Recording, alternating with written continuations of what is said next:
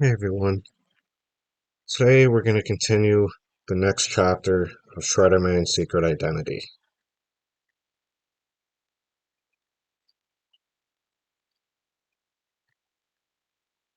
Chapter 10. Confetti Hits the Fan. Mr. Hoover's truck was still there. Woohoo! I strapped on my pack, jumped in the back, and climbed up on the cab roof. The metal buckled a little under my feet. Oops. I lifted one foot under the computer lab's power panel, grabbed the pipe.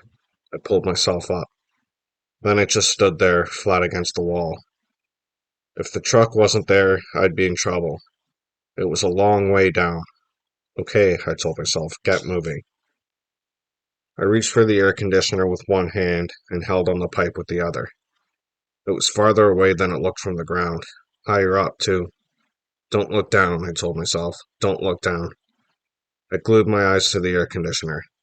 My right hand had a good grip over the top of it, and I was about to go for it when I felt something tickling my hand. It was creepy, crawly. And the next thing I knew, a big black spider was dive bombing me from the air conditioner. Arr! I swatted, I shook, I panicked, I slipped, and when it was all over, the spider had disappeared and I was hanging onto the pipe, scared out of my mind. One toe was wedged onto one of the brackets that held the pipe to the wall. The other foot was dangling around looking for something to grip onto. I tried to reach the air conditioner, but I couldn't. I couldn't go back to the power panel either. Could I pull myself up the pipe? Maybe if I got higher, I could get my foot on the air conditioner. Inch by inch, I pulled myself up, wishing I could climb walls like the gecko. I used muscles I didn't even know were there. I grabbed toe holds that didn't even look as big as a toe. I cut my hand on a bracket. I learned what sweating bullets means. But I did it. I got myself onto the air conditioner.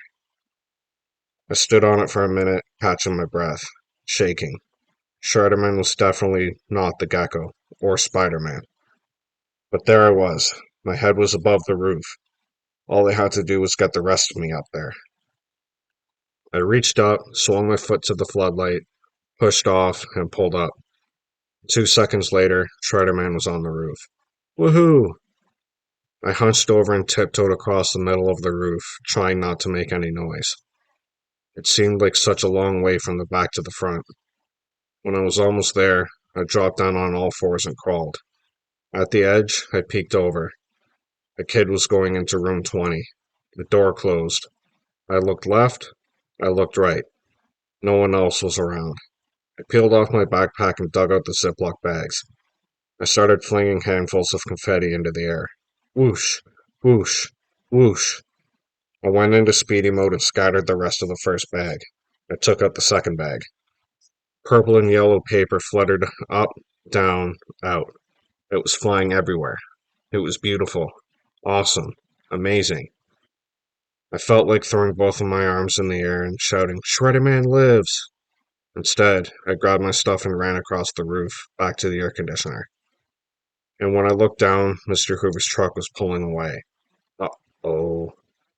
I stood there a minute, not knowing what to do. Superheroes don't call for help. They are the help. And I had to get down from there fast. So I took a deep breath and lowered myself over the roof and onto the air conditioner. I sat down on the air conditioner and reached for the pipe, telling myself, you can do this. You can do this.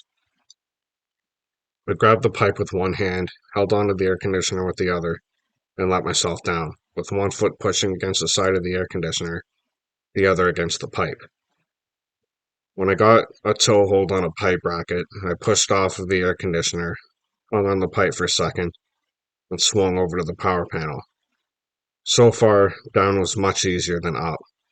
And if the truck had still been there, it would have been all over. But the truck was gone, and now I only had one choice. Jump. 1, 2, 3. I pushed off and flew to the ground. Guess what?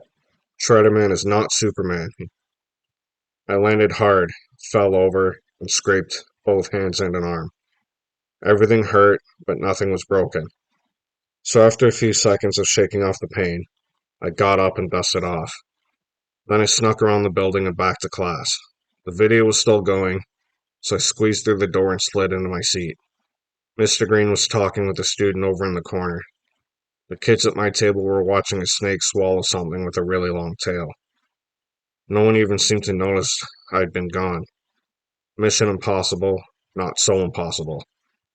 And as I sat there catching my breath, I couldn't stop thinking about what I'd just done.